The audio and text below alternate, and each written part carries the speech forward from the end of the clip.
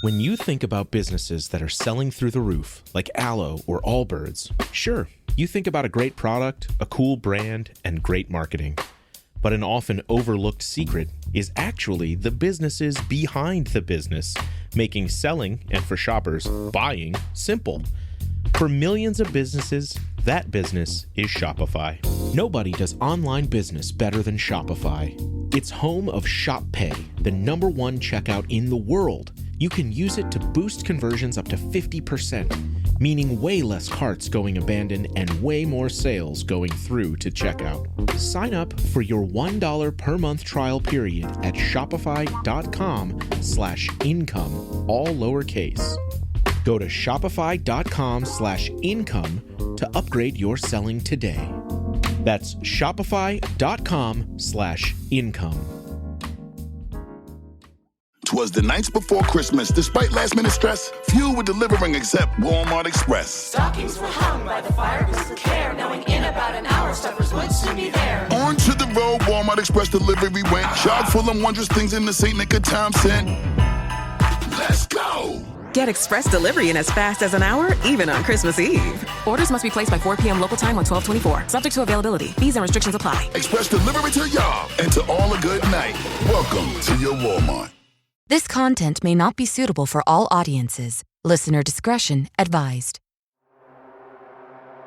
The concrete leading to the patio stairs started cracking.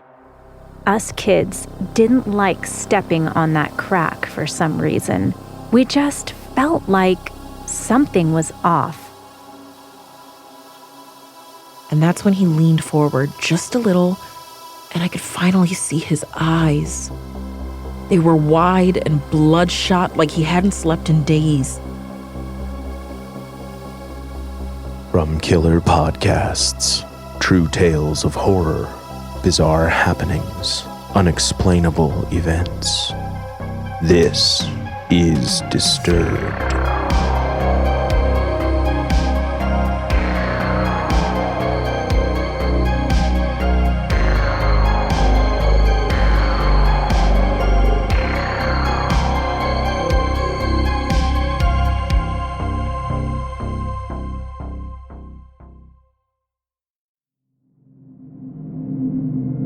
Hello, and welcome back to the show. This week, we're bringing you 5 stories that will leave you uneasy in your own home. So sit back, listen closely, and dive into the horror. First, a story narrated by Jhas Williams from Reddit user Hunter Yumi. I'm a DoorDasher, not a taxi driver.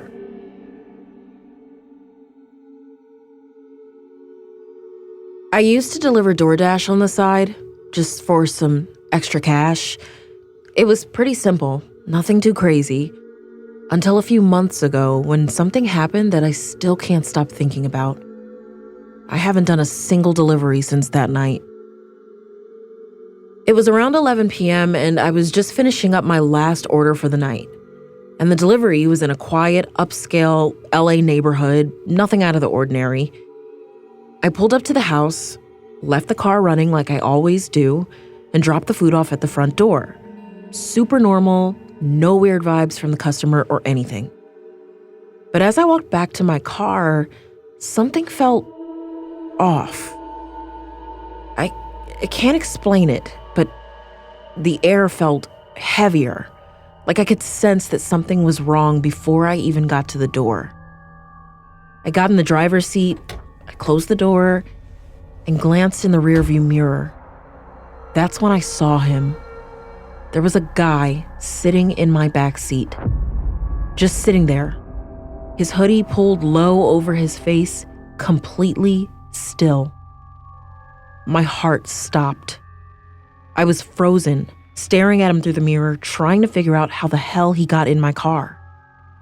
I managed to stammer out, "Can I help you?" And that's when he leaned forward just a little, and I could finally see his eyes. They were wide and bloodshot like he hadn't slept in days. He leaned back again and in the calmest voice said, "Drive." I don't know why, but I did. I started driving, my mind was racing, trying to figure out what to do.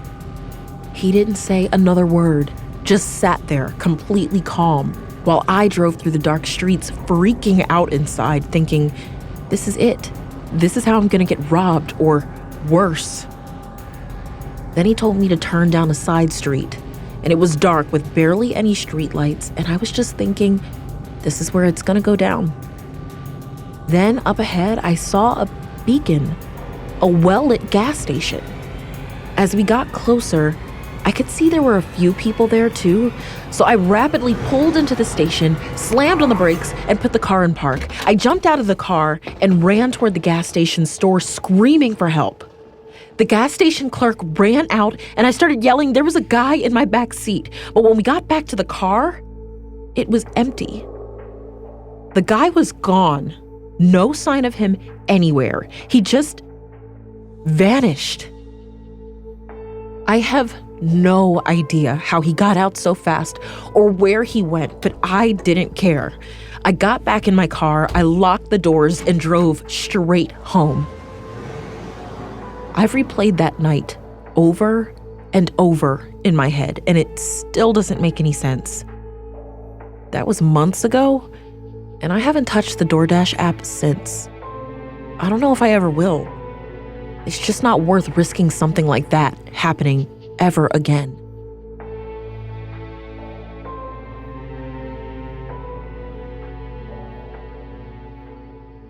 Our next story is told by Paul Brown about some unexplained occurrences in a jail.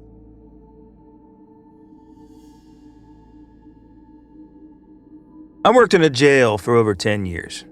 In the control booth. Running doors, cameras, radio, phones, you name it. And I still work for the agency that runs it, but I no longer work at the jail. As you can imagine, I have plenty of stories from my decade there. But two in particular stick out, especially since they seem to be supernatural. The first story was told to me by my coworker, Justin.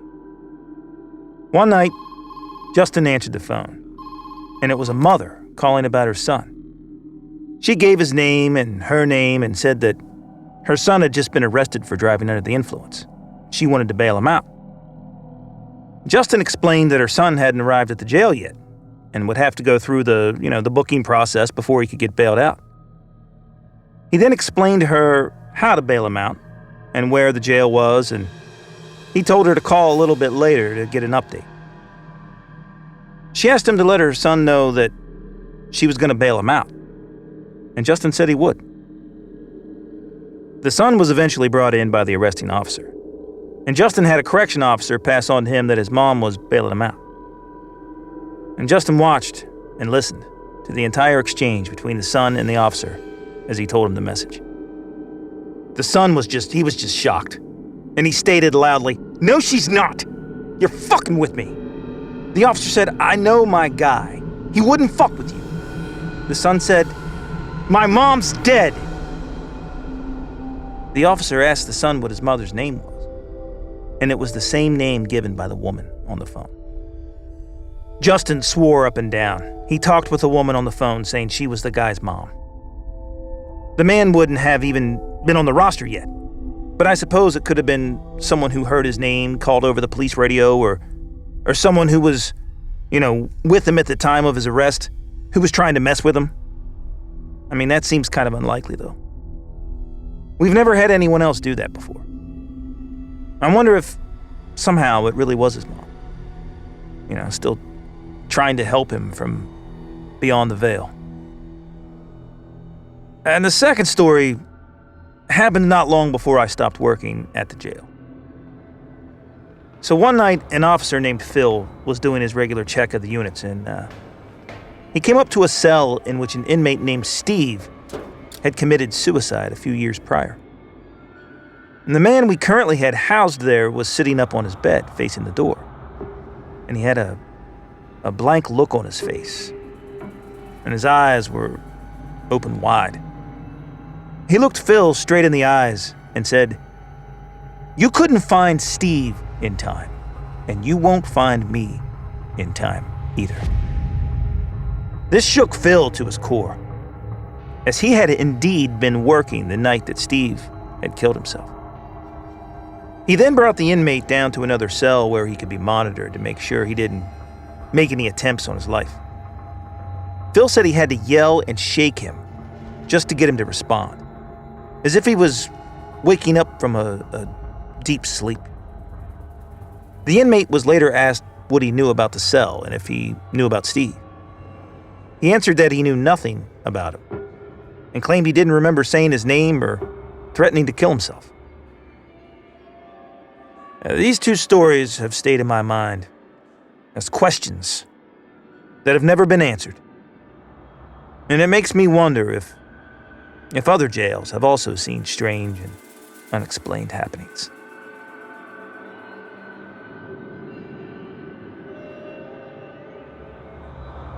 This next story comes from Reddit user Cat Attack That Ass and is narrated by Erin Rementer. Be wary of any wells on your property.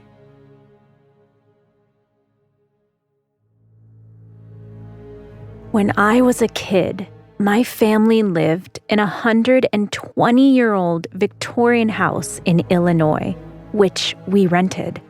We were informed that there was a well in the carriage house that was unusable.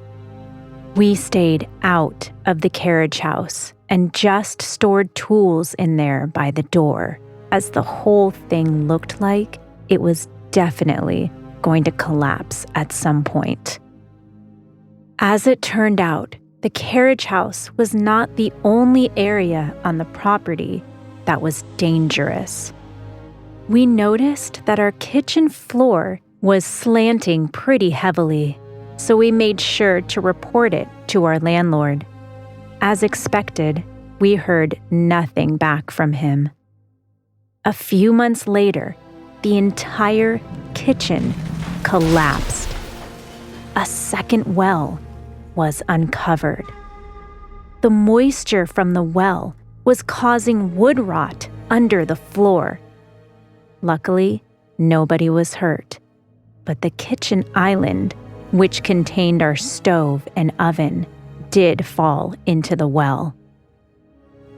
Not even a few months later, the concrete leading to the patio stairs started cracking.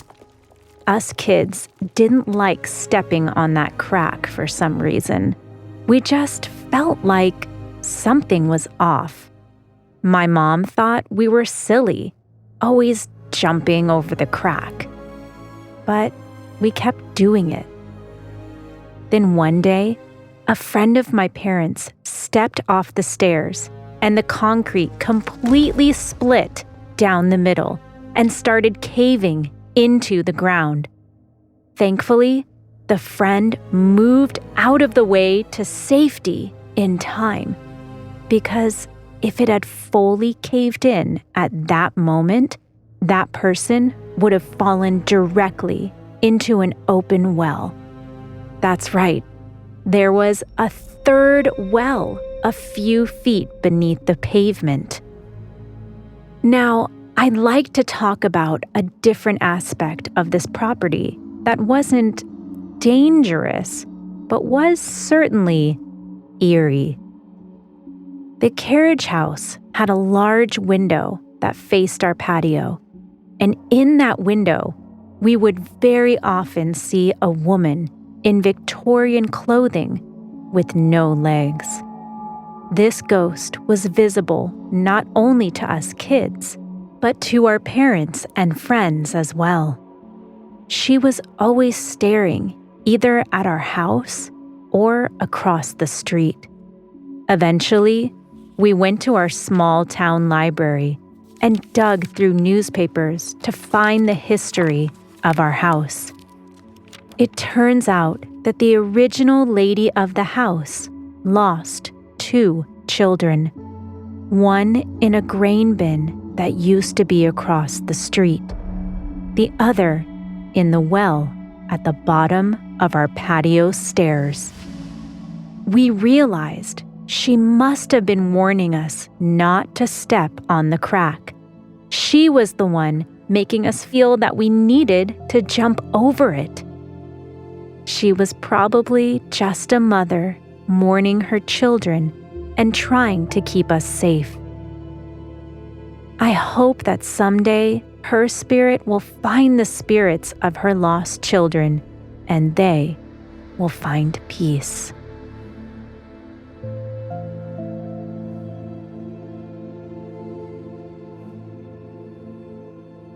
You're listening to Disturbed. We'll be right back.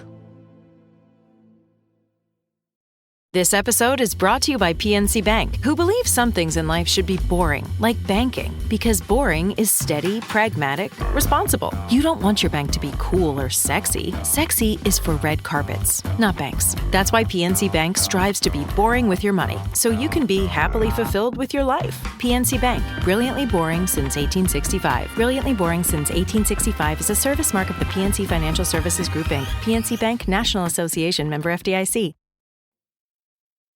Today's episode is brought to you by HelloFresh, America's #1 meal kit. Do you feel like a specter haunting your own life this holiday season? If you can't feed on the souls of the damned, HelloFresh has 50 chef-crafted recipes to choose from every week, practically guaranteeing you can find something else you'll like. HelloFresh makes mealtime more manageable by delivering your ingredients right to your door and creating easy-to-cook, delicious-to-eat meals. No longer do you have to brave the cold, desolate wasteland between your house and the grocery store. I know I'm always grateful to get their box each week. It lets me avoid the hateful look in my neighbor's eyes. Why is she always watching me from her living room window? What does she know? Get 10 free meals at HelloFresh.com/freedisturbed. Applied across 7 boxes. New subscribers only. Varies by plan. That's 10 free HelloFresh meals. Just go to HelloFresh.com/freedisturbed.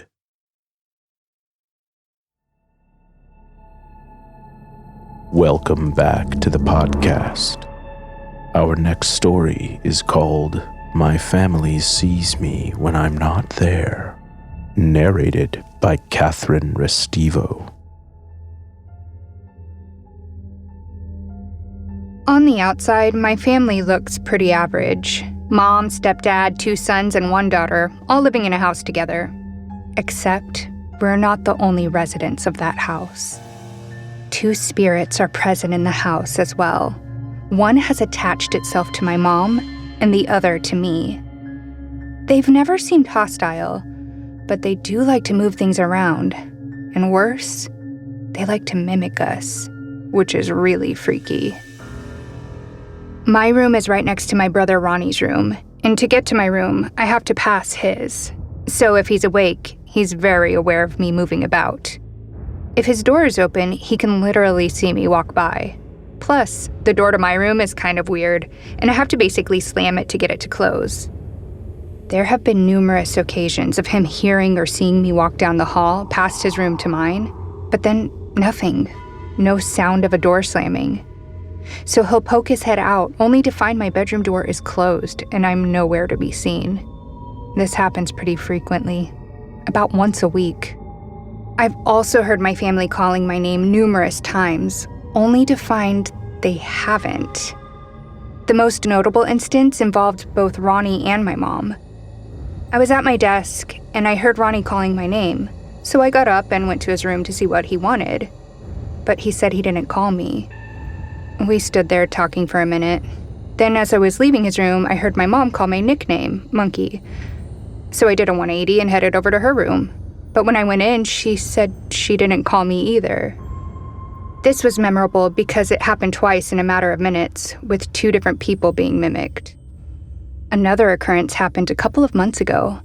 Ronnie was in the living room when I came out of the room and stopped at the living room door. He and I chatted for a minute, then as he glanced down at his phone, it dawned on him that I had left over an hour ago to go to the store. I wasn't home. He looked back up and I was gone.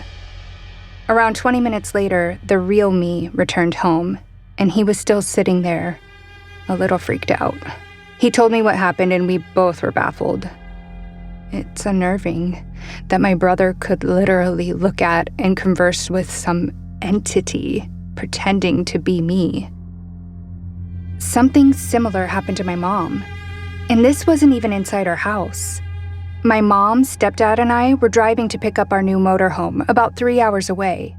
On the way back, we stopped at the gas station, and I ran inside with my mom to grab some food while my stepdad filled the motorhome with gas.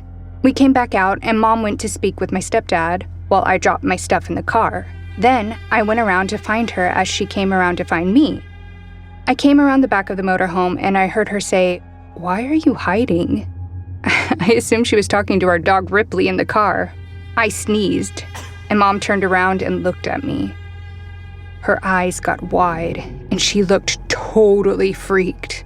I was confused and asked what happened, assuming the dog was being weird. My mom started half laughing, half crying. She sounded panicked. I asked, "Mom, what happened? What did Ripley do?" She didn't reply, just looked freaked. I asked again, "What? Was Ripley being weird?" Finally, my mom replied, "No, you. I saw you in the back seat." When Mom had approached the car, she'd seen me lying on the floor of the back seat, grinning up at her, like I was being goofy and trying to scare her. The "why are you hiding" comment was directed towards me. When she heard me sneezing, she turned and saw the real me. She whipped back around to look in the car, and the other me had vanished. Mom, rightfully so, started crying because, yeah, that's freaky AF. I mean, imagine seeing your daughter in the back seat being a little weirdo with a grin that doesn't seem menacing. But then, hearing that same daughter in a different location and looking back to see the daughter in the car was now gone, that smile now seemed very menacing and scary to her. Then there was that time years ago when Ronnie was about 10 and I was 12. He was asleep on the floor of our mom's room and suddenly woke in the middle of the night. He looked across the room and saw me sitting on the floor, my face illuminated by the light from a tablet screen. He asked me what I was doing, but I didn't react. He turned on the light, and the moment the light flicked on, I vanished before his eyes. The tablet was still there with the screen lit up.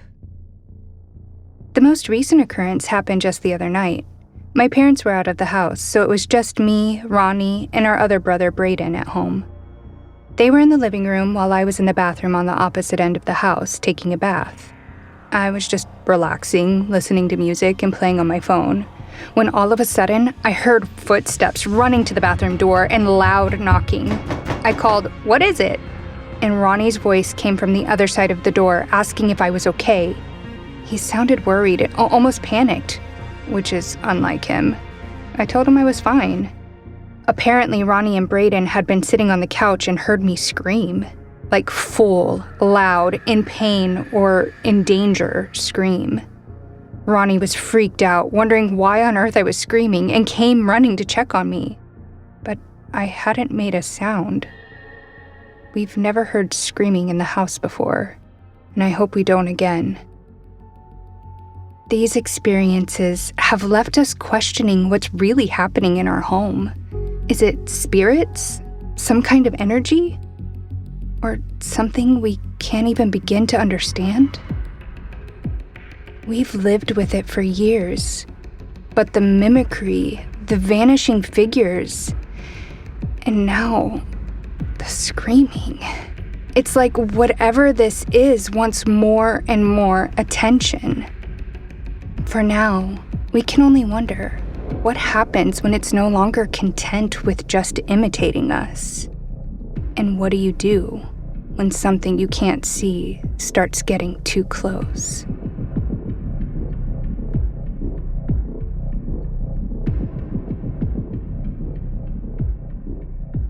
Our final story is narrated by Brian Jeffords from r/Let's Not Meet. A roommate situation that turned into a nightmare.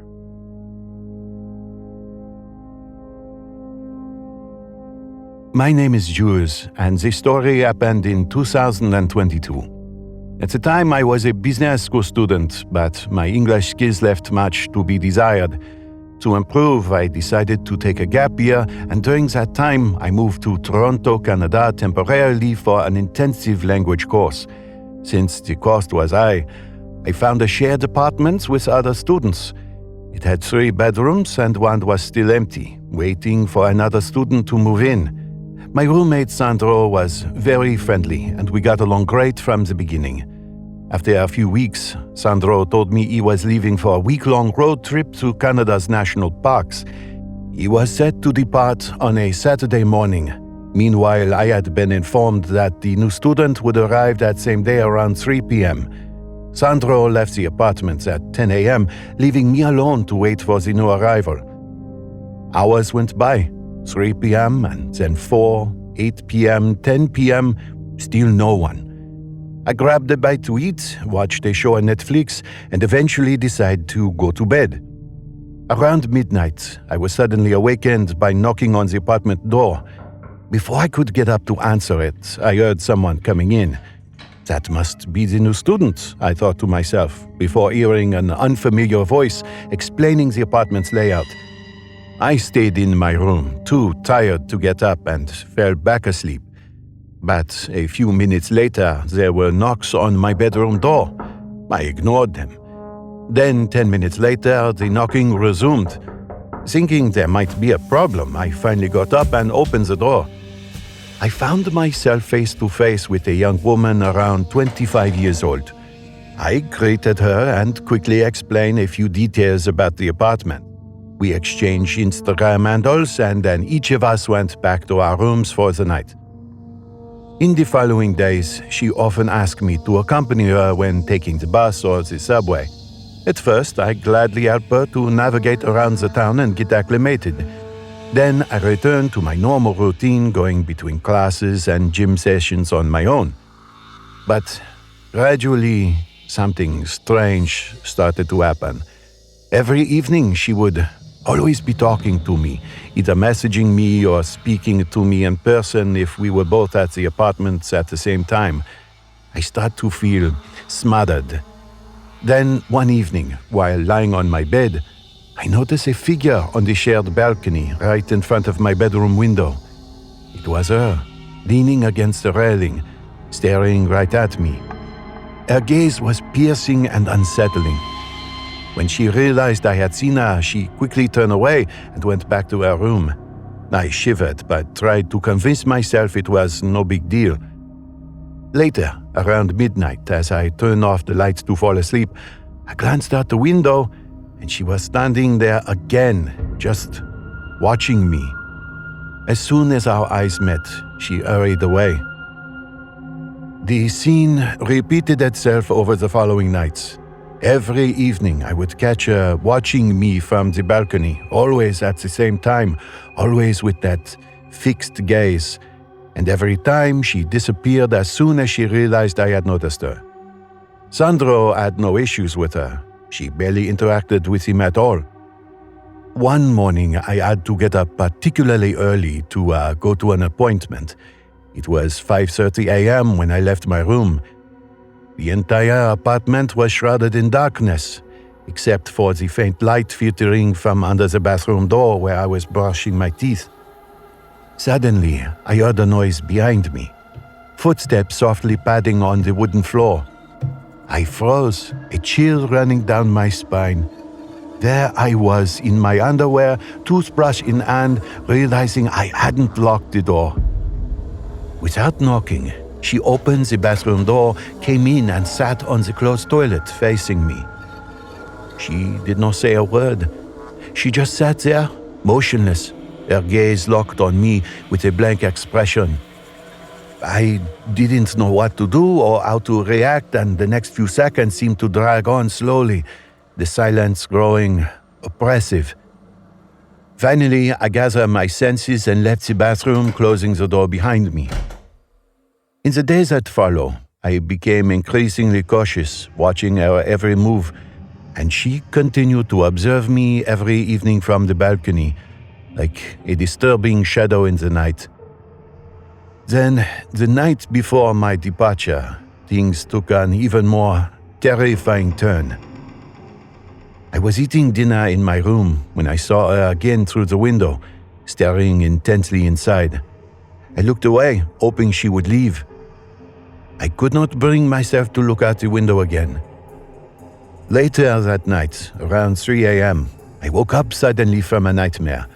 I turned my head, and there she was, still on the balcony, her eyes wide open, fixed on me. My blood ran cold. Had she been there all night, watching me for hours? This time, when she saw me look at her, she did not move or look away. She remained motionless like a statue. Then, abruptly, she turned and ran inside the apartment. My heart pounded, and I rushed to lock my door and bury myself under the covers, hoping it was all just a bad dream. Seconds later, I heard footsteps running to my door, and then the door handle started jiggling, gently at first, and then more forcefully. Panicked, I remained still, holding my breath, and then everything went silent again. I heard nothing more. She must have gone back to her room, but I could not fall back to sleep. The night felt endless as I waited, wondering if she would return. I flew back to France the next day. Thankfully, I did not see her in the apartment as I was leaving. Sometimes I wonder what became of her, and if she ever acted this way toward anyone else.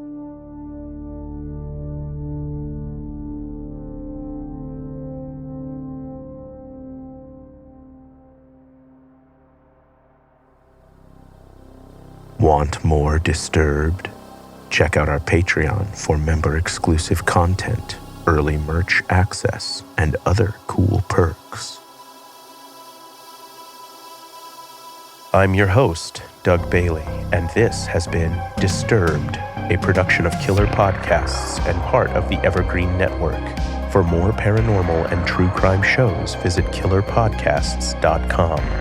Follow our social channels at Disturbed Podcast on Instagram or Disturbed_pod on Twitter.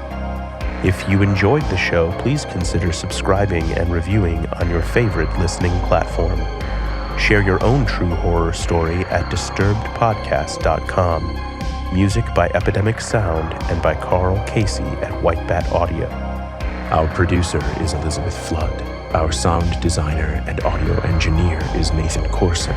Executive producers Bridget Coyne and Noah Fouts. Until next time, stay safe out there.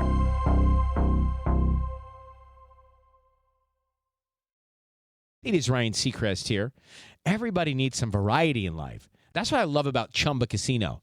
They know how to keep things fresh and exciting. All their games are free to play, like spin slots, bingo, and solitaire. You can claim free daily login bonuses, too. And they release new games every week. So spice things up with ChumbaCasino.com now for your chance to redeem some serious prizes. Sponsored by Chumba Casino. No purchase necessary. VGW Group. Void where prohibited by law. 18 plus terms and conditions apply.